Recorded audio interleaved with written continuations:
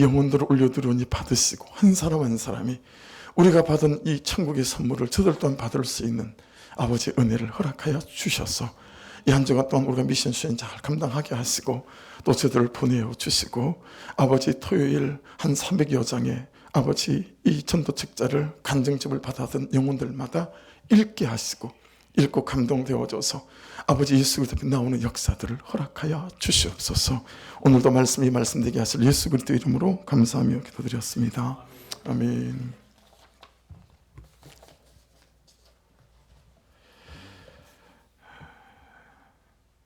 강원도 춘천에서 보증금 100만 원의 월세 20만 원에 살던 27살 먹은 이제 청년이 서울로 이사를 하게 됐어요. 대학원에서 철학 공부를 좀 더 하고 싶어가지고 그래서 이제 서울로 이사를 와야 돼서 방을 구하는데 춘천에서 살던 재정으로는 방을 구할 수가 없는 거예요.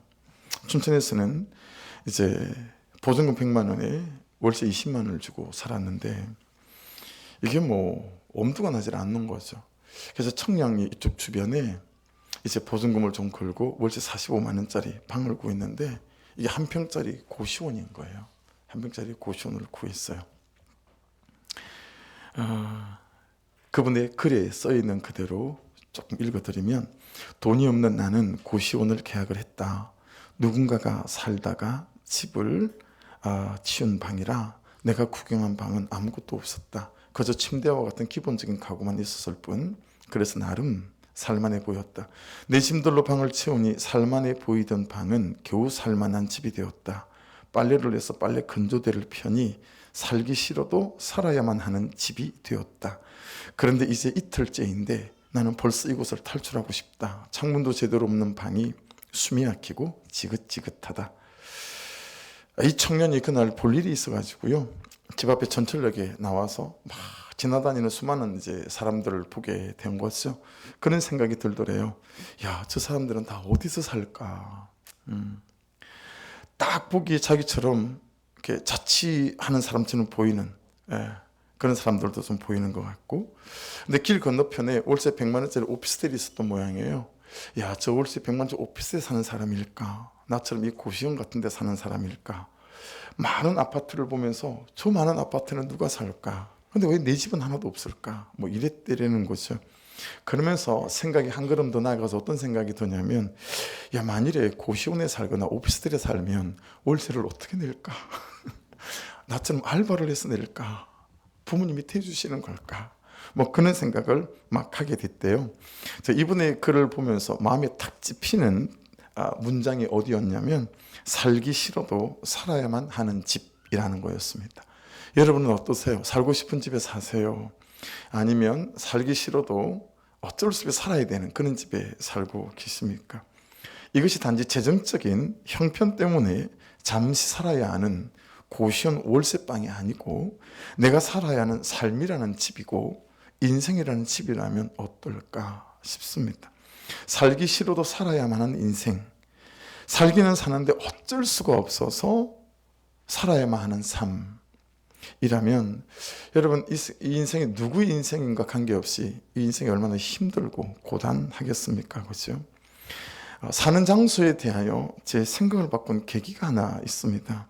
저는 오매불망 신학교를 학부과정을 다닐 때 유학을 가는 게 제 오매불망 소원이었어요. 딱히 대단한 비전이 있거나 뭐 동기가 있는 건 아니었고요. 제가 개척을 해서도 목회적인 성공을 꿈꾸었던 재표를 갖고 있는 사람이니까 신학교 과정 때는 오죽했겠어요. 좀 공부도 제대로 하고 싶고 아는 게 많이 없으니까 뭐 유학 갔다 오면 그죠? 뽀대도 나고 막 그러니까 제 취미 중에 하나가 유학 가고 싶은 학교 인터넷으로 그 사이트에 들어가 가지고 그 막 훑어보는 거였어요. 그리고 원서, 입학 원서 막 이렇게 뽑아서 다운받아서 출력해내고 그래서 그거 끼고 다니면 그 학교에 갈 것 같아가지고 그게 취미생활 중에 하나였었거든요. 그래서 3학년 겨울방학 때 이제 미국에 가는 것을 감행했습니다. 제가 뭐 돈이 없이 사는 학생이니까 비전 트립 이런 제목으로 학교에서 이제 학생들을 모집했어요. 그래서 한 40명을 모집했죠. 그래서 15명 이상 가면 제 오메 가면 왕비 티켓이 다 나오더라고요. 그래서 저는 이제 공짜로 갔어요. 교수님 한 분 공짜로. 뭐 그렇게 해서 비전 트립 겸 저는 가서 이제 학교들을 돌아보기 시작했죠. 출발하기 전에 이제 교수님들에게 또는 선배들한테 이미 미국 유학 가 있는 여러 선배들 그런 이제 주소 연락처를 이제 받아서 이제 갔습니다. 근데 그분들을 한 번씩 만나는데 제가 적잖이 놀랐어요. 여러분 10명 중에 9이 택시 운전을 하고 있던가 아예 그냥 유학을 걷어치우고 세탁소를 하고 있던가 아니면 세탁소 같은 데서 이제 그냥 잡을 가지고 일을 하고 있는 거예요. 네. 첫째는 돈이 없고, 두 번째는 영어가 안 되는 거예요. 돈은 이게 우리가 영어가 안 되니까요. 대부분 이제 저희가 신학생들은 유학 과정을 이제 다 알고 있잖아요. 가면 2년 정도 랭귀지 과정을 합니다. 어학 과정을. 그걸 어학을 하고 그 다음에는 또 리더십 과정을 또 한 2년 정도를 해요. 그럼에도 4년이잖아요. 그 안에 원래 영어가 깨쳐져야 되는 거예요. 그래야 석사도 하고 박사과정 PhD도 하게 될 텐데 그 안에 영어가 깨치는 사람이 많지가 않은 거예요. 그럼 그때부터 이제 그 다음 과정을 밟아야 되는데 뭐 패스가 안 되니까 밟을 수가 없는 거죠. 어지간하면. 그러니까 돈은 안 받쳐주죠. 영어는 짧죠. 그러니까 그냥 택시 운전하고 있던가 아니면 그냥 다른 잡을 갖고 살아가고 있더라라고 하는 거죠. 그래서 여러분 그 두 가지가 딱 저였습니다. 돈 안 줘. 영 안 되죠. 야, 그러니 덜컥 겁이 났어요. 안 가봤으면 제가 유학을 갔을 텐데 가보고 다 둘러보고 실상을 보니까 덜컥 겁이 나는 거예요. 근데 선배 중에 한 사람이 제게 이런 말을 했습니다. 인생은 이민으로 온다고 달라지는 게 아니야. 땅을 바꾼다고 된다는 게 아니라는 거예요. 미국에서 공부한다고 달라지는 것도 아니라는 거예요. 인생은 어디 있든지 거기서 네가 사는 대로 흘러가는 거니까 굳이 유학 생각하지 말고 국내에서 해보려는 거예요. 여러분 사람이 사는 장소를 바꾼다고 달라지는 것도 아니고 미국에서 공부한다고 학문이 깊어지는 것도 아니라는 거죠. 어떻게 살고 어떻게 공부하는가에 달려있다라고 하는 거죠. 진리가 아닌데 그때는 말씀이 없을 때니까 그것이 진리처럼 들려서 유학을 포기할 수밖에 없었어요. 왜냐하면 돌아와서 제가 3월 21일 날 생각지도 않은 결혼을 하게 됐고 그리고 3개월 뒤에 애가 생겼거든요. 첫 애가. 그러니까 이제는 아내가 있고 자식이 있잖아요. 호를 단신도 아니고 가족을 다 데리고 와서 부딪혀 볼 수가 없겠는 거예요. 그래서 유학을 내려놓게 되셨습니다. 여러분은 지금 어디서 살고 있으십니까? 어디서 살고 싶으십니까? 우리는 어디서 살아야 잘 사는 것일까요? 모세는 40년을 바로의 궁정에서 살았습니다. 그리고 지금은 40년이라고 하는 이 양측이라는 인생으로 살아오고 있습니다. 그러니 양이 뜯어 먹을 만한 풀이 있는 곳을 찾아다니긴 하겠으나 모세가 지금 걷고 모세가 지금 지나고 모세가 지금 살아가는 대부분의 삶의 장소는 광야였습니다. 뭔가 될 것 같고 또 될 줄 알았는데 자신의 삶은 광야에 있는 거예요. 뭔가 할 것 같고 또 할 줄 알았는데 자신은 여전히 광야에서 살아가고 있는 거죠. 될 것 같았는데 내가 뭔가 해볼 것 같았는데 이런 거죠. 근데 자신의 삶이 광야에 있는 거예요. 여러분 사실 이런 고백 여러분들도 갖고 있지 않으세요? 내가 뭔가 할 것 같았는데 내가 뭔가 될 것 같았는데 성남에서 전도사를 할 때요 경찰서를 많이 드나들었습니다. 이 중고등부 애들이 숫자가 좀 있으니까 싸우고 훔치고 다투고 하면 경찰서에 파출소에 끌려가고 난 다음에 부모님 이름을 대고 부모님 전화번호를 가르쳐줘야 되는데 제 이름을 대고 제 전화번호를 가르쳐주는 거예요. 부모님들한테 이제 구하기 뭐 하니까. 그래서 경찰서를 많이 드나들었어요. 여러분 성남에 가면 풍생고등학교 앞에 모란시장하고도 가까워요. 거기에 모텔이 수백 개가 모여 있는 데가 있습니다. 모텔이 그냥 모텔 집성촌이에요. 여러분 새벽 2시, 1시 이런 때 여학생들 전화를 받고 제가 거기 가서 모텔을 많이 뒤지고 다녔어요. 그것도 여러분 고등학생들도 아니에요. 중학교 2학년, 중학교 3학년 여학생들. 걔들이 울면서 전화를 해가지고요. 전도사님 어떻게 하다 보니까 제가 지금 여기 와 있어요. 저 좀 데려가 주세요. 그러고 가보면 기가 막힌 현실들이 벌어져 있는 거예요. 걔 데리고 와서 집에 들어가서 아내에게 부탁하면 아내가 목욕시켜서 집에서 며칠을 재우고 또 집으로 데리고 가고 뭐 이런 일들이 있었거든요. 여러분, 집회를 나가보면 수십, 수백, 수천의 청년들이, 학생들이 말이에요. 깜짝 놀랍니다. 걔들이 하는 많은 고백들 중에 하나가 뭐냐면, 목사님, 제가 이렇게 될 줄 몰랐어요 라는 거예요. 수년 전에는 홍대 앞에 우리 교단에서 규모가 있는 몇 손가락에 꼽히는 큰 대형 교회 청년의 집회를 갔어요. 그랬는데 자매 하나가 거기 앞에 있는 명문대를 다니는 여학생이에요. 목사님, 내 인생이 이럴 줄 몰랐다는 거예요. 어떻게 하다 여기까지 왔는지 모르겠대요. 여러분, 여학생이 일주일에 한 명씩 남자친구를 집에 데리고 와서 이틀, 3일씩 같이 자고 먹고 하다가 또 일주일 되면 한 달에 보통 4명씩을 남자를 바꾼대요. 기가 막히지 않습니까? 그런 자기 인생이 왜 이렇게 됐는지, 공부했고 똑똑했고 명문대를 들어왔기 때문에 자기 인생에 정말 뭔가 될 줄 알았다는 거예요. 근데 자기 인생이 이렇게 와 있는 걸 보고 뭐 어떻게 할 줄을 모르겠다는 거예요. 그리고 쪽지에다 적어내라고 그랬더니 그 삶을 청산하고 싶다고 쪽지에 적어가지고 내는 거예요. 그거 막 불러 태웠거든요. 여러분, 모세 고백이 이런 고백이 아니었을까요? 어머니 요기벳이 나일강에 자신을 갈대 상자에 담아서 버린 그날 바로의 공주가 자신을 건져냈다는 말을 어머니한테 얼마나 많이 들었겠어요, 모세가. 어렸을 때부터, 그죠? 유모였으니까 잠잘 때마다 그 얘기를 들었지 않겠어요?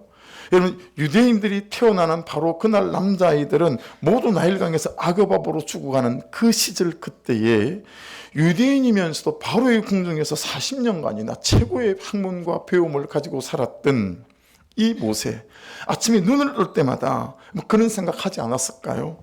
이야, 나에게 하나님의 계획이 있구나. 그런 생각 안 했겠어요? 창문을 열기만 하면 자기 동족인 유대인들이 애굽의 국고생들을 짓느라 가진 학대와 채찍질을 당하고 사는 것을 볼 때마다 얼마나 그런 생각을 했겠어요. 야, 나한테는 계획이 있나 보다. 나한테는 하나님의 뜻이 있나 보다. 그러지 않았겠어요? 그렇죠?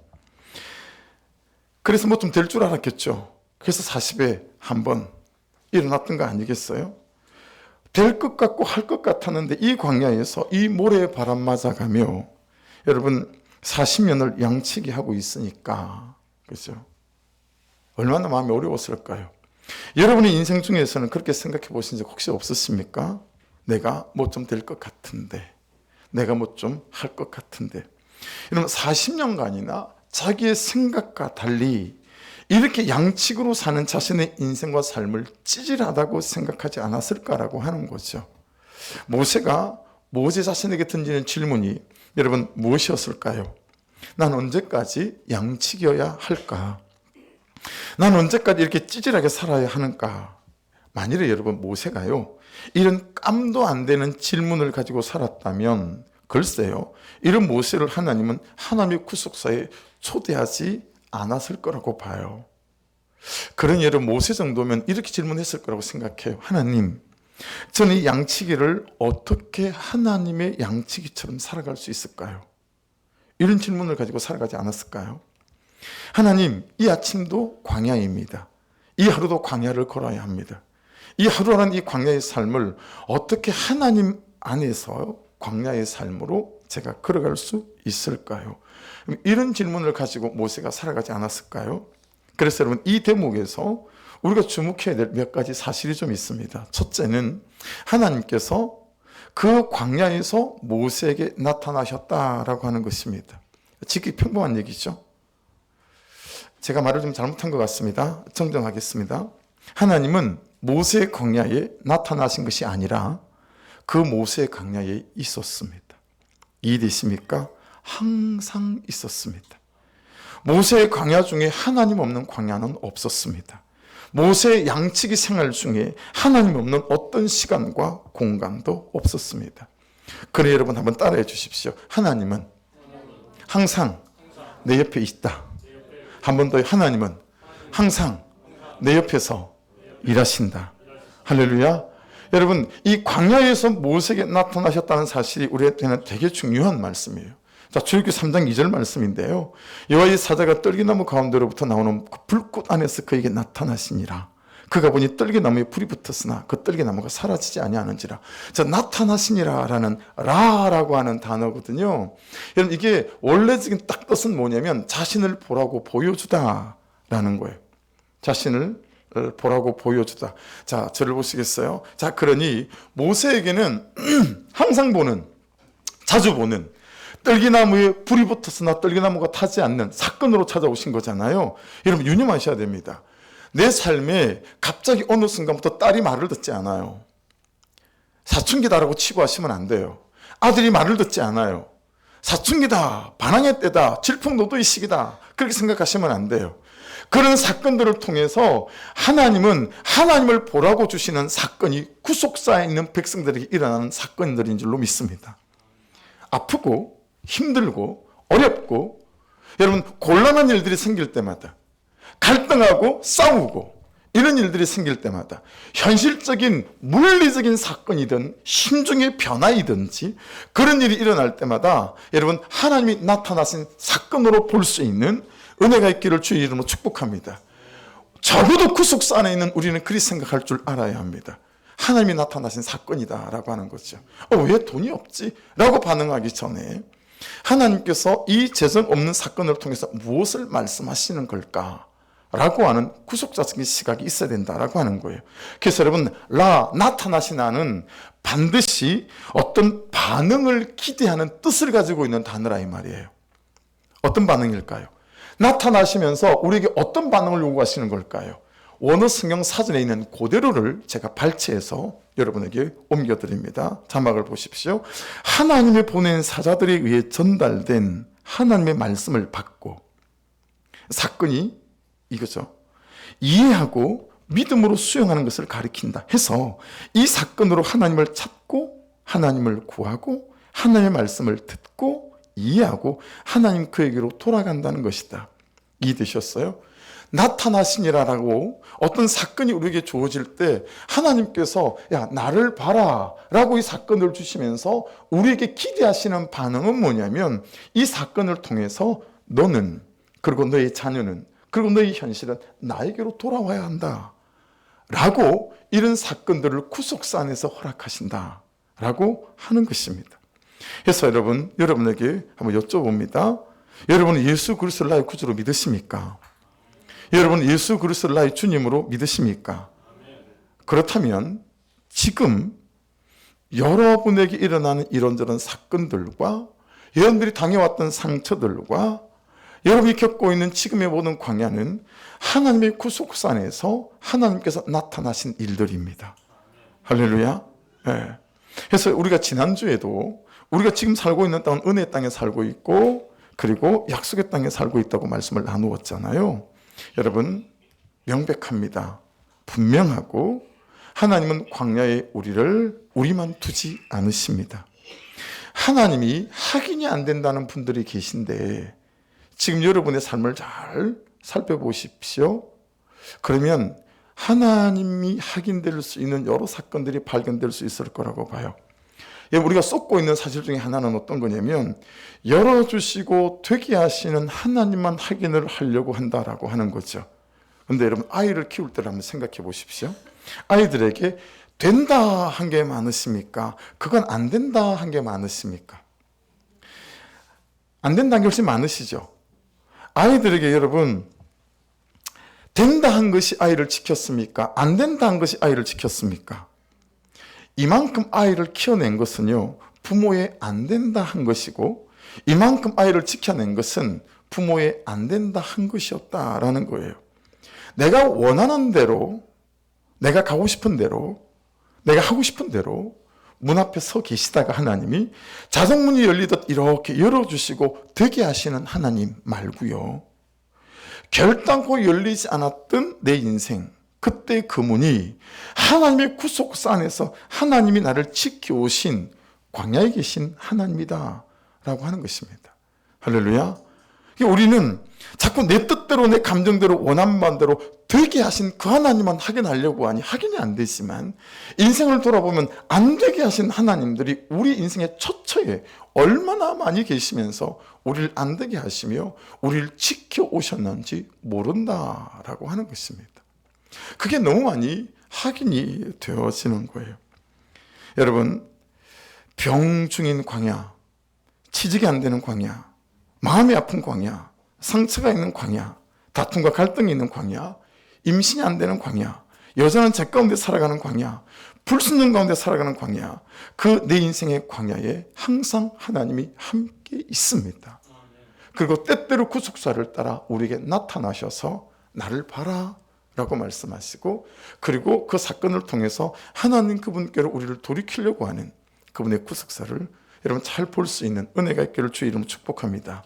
그래서 두 번째는 뭐냐면 남겨두신 게 있다라는 거예요. 뭘까요? 저와 여러분에게 모세에게 남겨두신 거. 여러분 3절을 다시 한번 보시겠어요? 같이 읽어보십시다. 3절은 시작.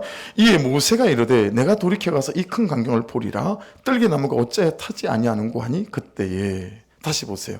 모세가 돌이켜 이르되 내가 돌이켜가서 이 큰 광경을 보리라. 뜰개나무가 어찌하여 타지 아니하는고. 여러분 하나님께서 모세에게 무엇을 남겨두셨는지 캐치가 되셔요? 의심해 보는 마음이에요. 자, 제가 기도하는 마음이라고 말하지 않았어요? 의심해 보는 마음이에요. 혹시 하나님이신가? 라는 거예요. 왜냐하면 뜰개나무에 불이 붙는 걸 너무 많이 보고 살았거든요. 근데 뜰개나무에 또 불이 붙었는데 얼핏 스치고 지나가는데 저 뜰개나무가 불이 붙었는데 왜 안 타지? 라고 하는 거죠. 여러분 사건은 뜰개나무가 타지 않은 큰 사건인데 마음은 크지 않을 수 있어요. 그냥 스치는 의심 정도일 수 있어요. 혹시 하나님인가? 라고 하는 거죠. 혹시 이 사건을 통해서 하나님께서 나에게 하시고 싶은 말씀이 있으신 걸까? 라고 하는 것이죠. 그래서 여러분 돌이켜 가서라는 이 단어는 달리 해석하면 물었다라는 뜻이에요. 여러분 사건이 일어날 때 물었다라는 거예요. 사건이 일어날 때 하나님 혹시 나에게 무슨 말씀을 하실 게 있으신가요? 라고 물었다라고 하는 거죠. 여러분 말씀을 묵상하실 때, 사건이 일어났을 때, 예배할 때 스치는 은혜와 감동들을 놓치지 않고 붙잡아 물어보는 은혜가 있기를 주의 이름으로 축복합니다. 이게 너무 중요한 신앙적인 태도예요. 여러분 돌이켜가서, 이거 지금 나눴던 말씀이거든요. 수루라고 그랬어요. 이게 무슨 뜻이었습니까? 돌이켜가서 수루. 이 단어 갖고 있는 뜻, 끝나다라는 뜻이었어요. 가데스 바네아에서 10명의 정탐꾼이 못 간다. 그래서 여러분 40년간 광야를 돌다가 1세대가 다 죽고 나자빠지잖아요. 여러분 그때 그들이 40년 돌았던 광야 이름이 뭐죠? 수루 광야죠. 돌고 돌고 도는 인생의 방황의 수루 광야. 그러니 여러분 돌이켜가면 이 수루가 끝이 난다라고 하는 것입니다. 다시 돌이켜가서 물을 때, 말씀에 묻고 물어갈 때, 공동체 목장에서 묻고 물어갈 때, 이런 말씀에 묻고 말씀에 따라 삶의 방향과 방식과 방법을 선택하게 될 때, 공동체 묻고 공동체 말씀을 따라 방향과 방법과 방식을 결정하게 될 때, 여러분 이 모든 방황과 이것들이 끝이 난다라는 거예요. 여러분 목회하면서 한 목장에 갔는데 30대 초반 정도 돼 보이는, 그보다도 좀 어려 보이기도 하는, 그는 집사님이신데, 여자 집사님이신데, 이분은 자랄 때 부모로부터 상처를 많이 받았어요. 그걸 술로 푸는 거예요. 결혼을 했는데도 술로 풀어서, 이분은 그냥 뭐 결혼해가도 술을 많이 먹는 정도가 아니고 그냥 술 먹고 그냥 그 술집에서 퍼질러 자고, 오다가 아파트 앞에서 그냥 쓰러져서 그냥 이렇게 자고. 그래서 이 남편이 되게 좋은 남편이더라고요. 이 아내를 업고 집에 들어온 게 한두 번이 아니라는 거예요. 그래서 길을 가다가 이제 밤에 뭐 일 끝내고 들어오다가 막 노숙자들이 술 취해가지고 막 길에 엎어져 있고 그렇잖아요. 그러면 이 남편 집사님이 아내한테 야, 네 오빠다, 네 오빠. 막 이런다는 거예요. 어떤 데는 오빠라 그랬다가 나이 좀 많아 보이면 야, 네 삼촌이다, 삼촌. 빨리 가봐라. 맨날 이랬다는 거예요. 근데 이분이 그럴 때마다 공동체 묻기 시작했다는 거예요. 우리들 교회를 다니기 시작하면서 목장에서 자기는 공동체가 자기를 살렸다고. 그래서 우리들 교회 어떤 성도보다 자기는 지극히 우리들 교회를 사랑한다는 거예요. 왜냐하면 자기 인생 공동체의 말씀에 물어가면서 이렇게 온전한 인생이 되어졌다고 그렇게 고백을 하더라고요. 사랑하는 여러분, 사건이 일어날 때 물어보실 수 있는 것이 하나님께 남겨주신 거예요. 트러블이 생기고 갈등이 생기고 싸움이 생기고 이럴 때마다 말씀에 물어갈 수 있기를 주의 이름으로 축복합니다. 그것이 내 삶의 다음의 삶의 자리들을 결정해 간다라고 하는 것입니다. 세 번째, 마지막은 5절 말씀을 보십시다. 같이 읽겠습니다. 시작. 하나님이 이르시되 이리로 가까이 오지 말라. 내가 쓴 곳은 거룩한 땅이니 내 발에서 신을 벗으라. 여러분, 모세의 선 땅과 하나님의 선 땅이 다른 땅인가요? 같은 땅인가요? 다른 광야인가요? 같은 광야인가요? 자, 다시 말씀을 한번 보십시다. 그 다음 말씀을 보십시오. 하나님이 이르시되 이리로 가까이 오지 말라. 내가 선 곳은 거룩한 땅이니 내 발에서 신을 벗으라. 여러분, 저게 말씀이 좀 어폐가 있어요. 우리 같으면 어떻게 하겠어요? 야, 스탑! 오지마, 오지마, 오지마. 야, 네가 있는 그 땅은 별 볼일 없는 땅이야. 내가 서 있는 땅은 거룩한 땅이니까 너 신발 벗어. 이래야지 이게 말이 문맥상 의미가 맞아요. 근데 여러분, 지금 하나님이 뭐라고 말씀하시는 거냐면, 야, 모세, 네가 서 있는 지금 그 땅이 거룩한 땅이라는 거예요. 이 말씀을 잘 보셔야 합니다. 네. 여러분, 하나님이 선 땅이 거룩한 땅이랍니까? 모세가 선 땅이 거룩한 땅이랍니까? 모세가 서 있는 땅이에요. 모세가 지금 밟고 있는 땅이고요. 모세가 지금까지 살아온 땅이고요. 모세가 지금까지 밟아온 땅이에요. 말씀은 뭐라고 말씀하시냐면, 우리는 다른 땅, 다른 인생의 땅, 다른 사람, 다른 운명을 원하는데, 하나님은 아니, 지금 네 인생의 이 땅이 가장 거룩한 땅이라고 말씀하시는 거예요. 네.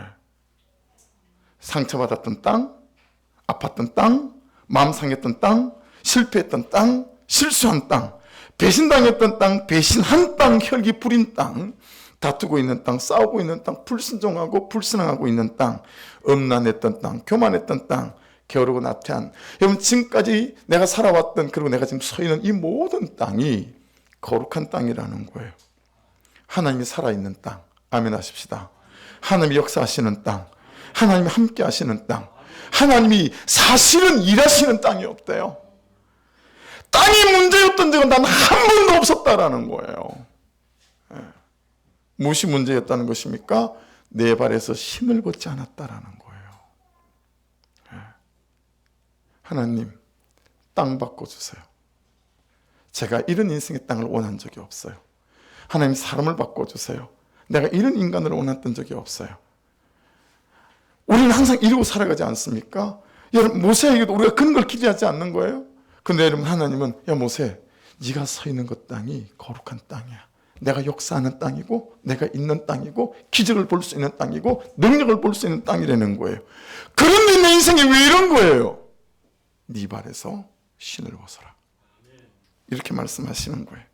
사랑하는 여러분, 신을 벗는다는 얘기는 주인을 바꾸라는 얘기예요. 이제부터 너의 주인을 바꿔야 된다. 말하는 자에서 듣는 자로, 서 있는 자에서 무릎 꿇는 자로, 듣기만 듣는 자에서 사는 자로 따라하십시다. 신앙생활의 절정은 주인이 바뀌는 것입니다. 신앙생활의 정점은 주인이 바뀌는 것입니다. 여러분은 주인이 안 바뀌었다면 아직 예수를 믿어본 단 한 1초도 없었던 거예요. 주인을 바꾸는 그 순간 우리 1초는 기적의 1초가 돼요. 주인을 바꾸는 그 순간 이 힘들어 보이는 내 삶의 땅은 하나님의 능력이 일하시는 땅이 되어질 줄로 믿습니다. 어떻게 주인을 바꿀 수 있을까요? 어떻게 주인을 바꾸는 거죠? 주인을 바꾼다는 게 어떤 의미죠? 그분이 말씀하시는 대로 그분의 말씀을 따라 사는 것 아니겠어요? 그래서 말씀 앞에 서시면 됩니다. 그래서 말씀이 말씀하시는 대로 말씀을 따라 사는 것을 말합니다. 그것이 거룩이고 그것이 거룩한 땅입니다. 거룩은 신령한 거, 이상한 거 막 이런 걸 보고 하는 게 거룩이 아니에요. 거룩은 말씀 앞에 서서 그 말씀대로 치열하게 엎어지고 뒤집어지고 자빠지고 곧 깨져가며, 여러분 피 흘리면서, 그렇죠? 그렇게 해서 반걸음에 반걸음씩 살아가 보는 거, 이게 여러분 거룩이에요. 예, 이게 거룩이에요.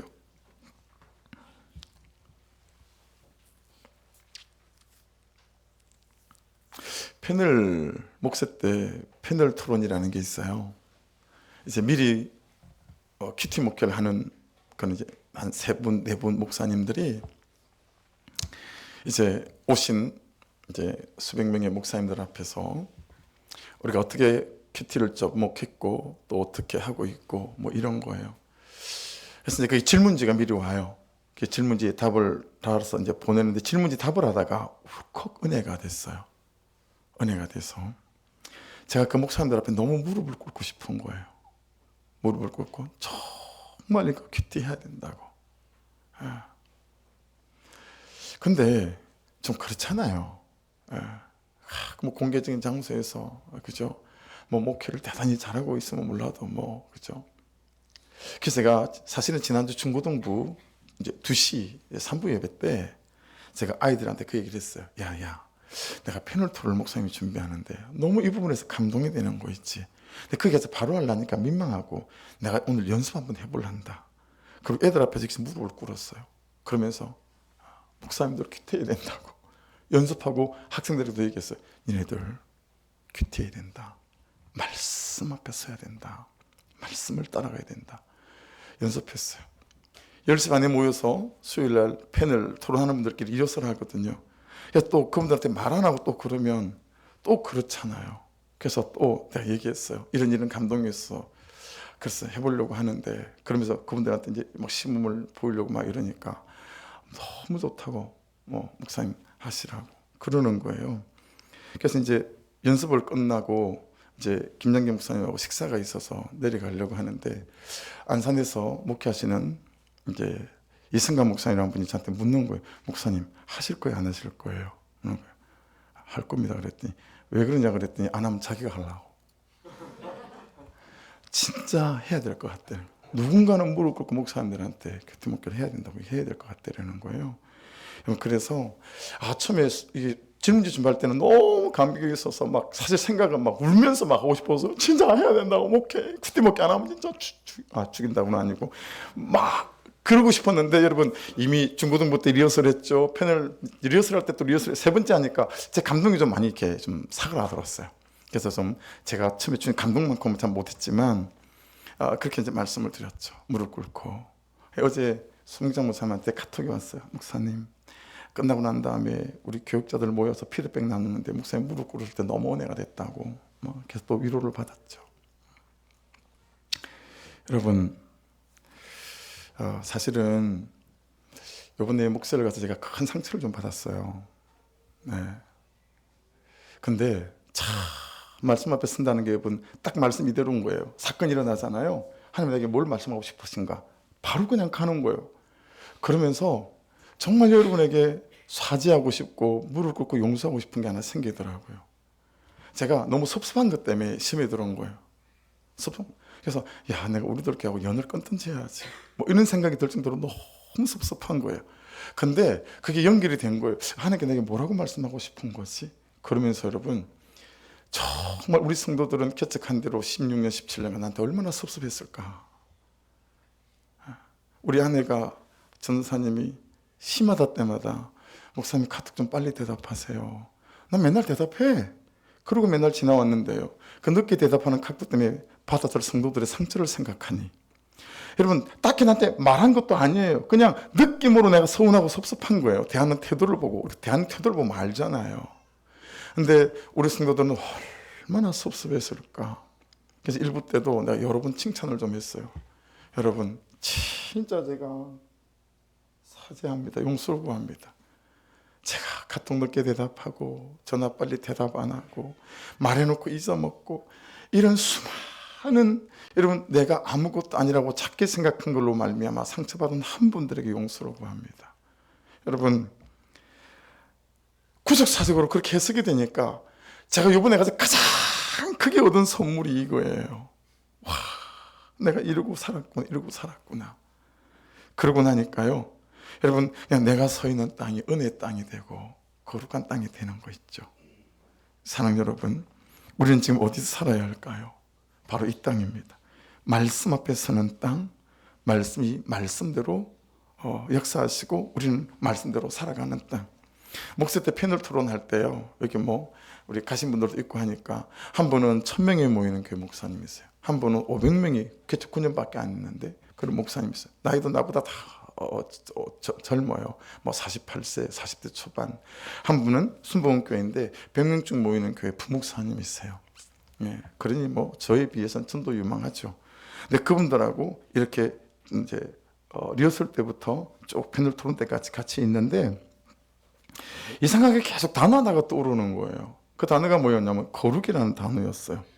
제가 단 한 번도 한 순간도 하나님 앞에서 뭐 교회 숫자, 사이즈 그렇게 제 마음이 미동도 하지 않았어요. 근데 계속 제 마음에 거룩이라는 단어가 떠오르는 거예요. 내가 이제는 진짜 좀 거룩해야 되겠다. 그래서 내가 서 있는 이 땅에서 정말 하나님의 역사가 있는 일들을 좀 봐야 되겠다. 이런 감동이 계속 일어나는 거죠. 근데 이 거룩에 대해서 계속 묵상하고 또 하나님 거룩이 무엇입니까? 이런 질문하고 막 그럴 때 여러분 제 입에서 터져나온 찬양이 있었어요.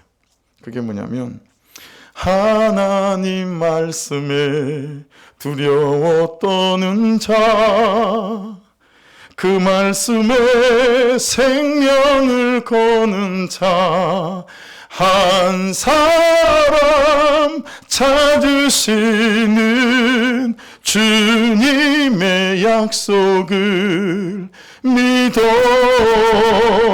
하나님 말씀에 운명을 거는 자, 순종하며 주 따라가는 자. 이게 이번 패널 목회하는 동안의 주제곡이었어요. 그래서 여러분 제가 좀 유난을 좀 떨어보려고 하고, 그러니까 목사님 그러나 보다 하고 좀 이해를 해 주십사. 부탁드리는 건 교회 한두 군데 좀 써붙이려고요. 뭐 써붙이려고 하냐면 이거 써붙이려고 그래요. 목사님 너무 조급해하지 마세요. 목사님 먼저 말씀을 살아내시면 목사님의 말씀을 따라 사는 삶을 보고 성도들도 말씀을 살아내기 시작하실 거예요. 큐티 묻기 시작하고 너무 나도 안 변하고 성도들도 안 변한다 싶어서 힘이 빠졌을 때 우리들 교회에 전화를 해서 김영순 평원증인님을 좀 연락 닿게 해달라 그래서 통화해서 그 평원증인님한테 내가 물어온 거예요. 평원증인님 여차여차합니다. 그랬더니 사람이 하나님의 음성으로 제게 말씀하셨어요. 남 목사 너무 조급해하지 말고 네가 먼저 말씀을 살아내봐. 그러면 말씀을 살아내는 네 삶을 보고 이 성도들이 삶을 살아낼 거야. 이게 제 목회 인생의 가장 큰 주의 음성이에요. 그래서 그렇게 안 돼서 여러분에게 너무 죄송하고 미안하고, 그래서 좀 복도 어디다 좀 써붙이려고요. 목사님 유난 뜬다. 목사님 그냥 방에다 써붙여 놓고 목사님 그렇게 하면 되지. 잘 안 돼서. 여러분 그냥 목사가 잘 못하니까 다 잘 못하나 싶어가지고 저 써붙이고, 자 그렇게 좀 말씀을 따라 좀 살아가 보려고 합니다. 너무 간절하고 너무 안 되고 너무 그런 인생이 되어야 하겠기에 그냥 그러나 보다라고 생각하시고, 여러분 정말 저를 위해서 중보해 주십시오. 다른 어떤 중보 안 해도 괜찮습니다. 우리 목사님이 말씀을 살아내는 목사 좀 되게 해달라고, 거짓 없고 정직하고 순전하고 진실해서 그냥 말씀대로 말씀하고 말씀대로 살아가는 그런 목사 되게 해달라고 좀 기도해 주십시오. 여러분 국회의원 별명 중에 문두표라고 하는 분이 있다고 합니다. 별명이 문두표예요. 원래 실명은 문학진 의원인데 이분이 국회의원 선거에서 개표를 해보니까 3표 차이로 떨어진 거예요. 그래서 이게 개수가 잘못될 수 있잖아요, 3표는. 그래서 막 해서 법원에 이의신청을 해서 법원에서 이제 다시 개표를 했어요. 그랬는데 2표 차이가 나는 거예요. 이분이 2표 차이로 국회의원을 떨어졌어요. 그때부터 동료들이 아유 저 문두표 이렇게 불렀대요. 그게 별명이 된 거예요. 여러분 2표 차이로 떨어지면 얼마나 억울하겠어요. 우리가 이걸 2%라고 하잖아요. 다 예수 믿으시죠? 저도요. 다 귀 다니시죠? 저도요. 큐티 하시죠? 저도요. 근데 우리가 2%가 부족해요. 2표가, 딱 2표가. 그 2표 때문에 여러분의 서 있는 땅이 하나님의 역사가 있는 땅이 될 수도 있고요, 그냥 광야가 될 수도 있어요. 어떡하실 거예요? 어떻게 사실 거예요? 어떻게 예수 믿으실 거예요? 여러분, 이 투표를 극복해야 돼요. 다른 땅을 구하지도 마시고, 오늘 설교 제목이 뭡니까? 우리는 어디서 살아야 합니까? 아닙니까? 여러분, 이미 우리가 살고 있는 땅은 하나님의 역사가 있는 땅이고 기적이 있는 땅이에요. 그러니 이 말씀 앞에 서서 말씀을 따라가는 삶을 통해서 우리가 살아가고 있는 모든 땅이 정말 기적과 역사와 하나님의 임재가 있는 땅이 될 수 있기를 주의 이름으로 축복합니다. 사랑하는 여러분, 내 인생이 이해가 안 될 때, 내 인생이 이해가 안 될 때, 내게 왜 이런 일이 일어나지? 뭐 그럴 때, 여러분, 그때는 회개하는 자리로 나가시면 돼요. 말씀 앞으로 나가시면 그 말씀이 우리를 회개케 하시거든요. 말씀이 내 죄를 보게 하시거든요. 여러분, 이번에 목장 중에 그런 분도 만났어요. 갑자기 머리끝부터 발끝까지 두드러기가 나더라는 거예요. 안방에 있다가 괜찮다가 거실에 나오면 거실 공기가 달라서 두드러기가 나고, 이게 뭐 감당이, 약도 없어요. 병원에서 약도 없고 어떤 처치도 안 되는 거예요. 3년을 그랬대요. 주일 예배 때 목사님 말씀 선포되고 그 말씀을 붙잡고 기도하는데 분수령적인 회개가 임하기 시작하더래요. 그 분수령적인 회개하고 난 다음부터 지금까지 10년이 다 돼가는데 단 한 번도 발병을 한 적이 없대요. 그러면서 그분은 분수령적인 회개가 자기를 살렸다는 거예요. 여러분, 말씀 앞에 서서 분수령적인 회개를 위해서 기도하고 말씀이 들리기를 기도하셔서 여러분, 이 회개 역사들이 임함으로 말미암아 내가 서 있는 모든 땅이 하나님이 일하신 능력의 땅이 될 수 있기를 주의 이름으로 축복합니다. 그래서 이 세 구절은 암송해 주셨으면 좋겠어요. 우리 중고등부 애들이 이제 외우는 애들이 이제 나오기 시작했어요. 여러 애들이 이걸 세 구절을 다 외우거든요. 마가복음 1장 35절입니다. 이 말씀이 다 연결이 돼요. 큐티하면서 제가 발견한 말씀인 거죠. 새벽 아직도 밝기 전에 예수께서 일어나다가 한적한 곳으로 가서 거기서 기도하시더니 우리 예수님 이렇게 사수였어요. 여러분, 아침에 큐티하셔야 돼요. 그리고 아침에 적응점을 잡으셔야 해요. 그랬더니 요한복음 10장 4절, 아버지께서 내게 하라고 주신 일을 내가 이루고. 여러분, 대단한 위대한 인생을 꿈꾸지 마세요. 그냥 아버지께서 오늘 하라고 주신 말씀 붙잡고 그 말씀대로 사는 것이 가장 위대한 삶인 줄로 믿습니다. 별 인생 없습니다. 아버지께서 내게 하라고 하신 일을 내가 이루어 아버지를 이 세상에서 영화롭게 하였사오니. 그래서 어떤 인생이 되죠? 요한복음 8장 29절입니다. 나를 보내신 이가 나와 함께 하시도다. 나는 항상 그가 기뻐하신 일을 행함으로 나를 혼자 두지 아니하셨느니라. 제 인생은 저렇게 되고 싶습니다. 저 인생에 초대받고 싶습니다. 사랑하는 여러분, 제가 패널 토론 때 그렇게 얘기했어요. 큐티 목회한다고 금방 교회가 부흥하지는 않는 것 같아요. 그랬더니 목사님 얼굴이 벌써 막 쳐다봐요. 그러고, 그런데요, 목사님 제가 부흥을 하더라고요. 목사님 제가 부흥을 하니까 주변 사람들이 쉼이 쉬나 봐요. 그리고 교회도 스물스물 되어져 가는 것 같아요 라고 고백했습니다. 여러분, 딱 한 사람이면 됩니다. 내 죄를 고백하는 한 사람, 내가 죄인 줄 아는 한 사람, 내 죄를 볼 줄 아는 한 사람, 그리고 내 죄를 받아주는 한 사람이 있으면 우리의 삶은 가장 아름다운 땅이 될 줄로 믿습니다. 우리는 어디서 살아야 될까요? 그런 사람들이 있는 그 땅, 그리고 그런 사람들이 나로부터 시작되는 그 땅에 저와 여러분들이 살아가는 주인공 될 수 있기를 주의 이름으로 축복합니다. 기도하겠습니다.